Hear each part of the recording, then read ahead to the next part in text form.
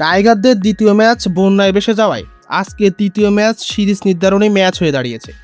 হয়তো লাউ নয়তো কদু, জিততে হবে মাস্ট, অর্থাৎ জিতলেই সিরিজ, নয়তো ভাগাভাগি করতে হবে। তাই আপাতত জয় ছাড়া বিকল্প চিন্তা নাই।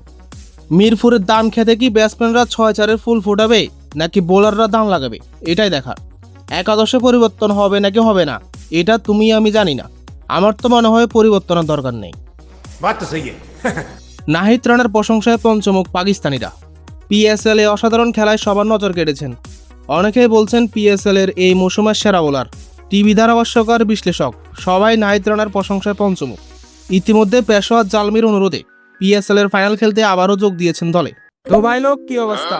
ভিডিও ভালো লাগলে অবশ্যই একটা লাইক দিন, আর হ্যাঁ, কমেন্ট করতে ভুলবেন না। এবার আসি কামের কথায়।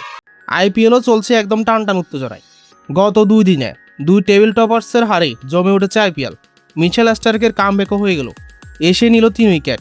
স্টার্কের প্রথম বলে জয়সওয়ালের ছক্কা, আর তৃতীয় বলে জয়সওয়াল প্যাকেট। चल पानी पूरी लगा, चल ना पानी पूरी लगा ना। তেমনি কাইল জেমিসনের প্রথম বলে সূর্যবংশীর 4, দ্বিতীয় বলেই বোল্ড। 225 রান করার পরও শেষ পর্যন্ত ম্যাচ জিতে দিল্লি। আজকে চেন্নাই বনাম মুম্বাই, আইপিএলের বিগ এল ক্লাসিকো। চেন্নাইয়ের অবস্থা খারাপ, মুম্বাইয়ের অবস্থা আরও খারাপ।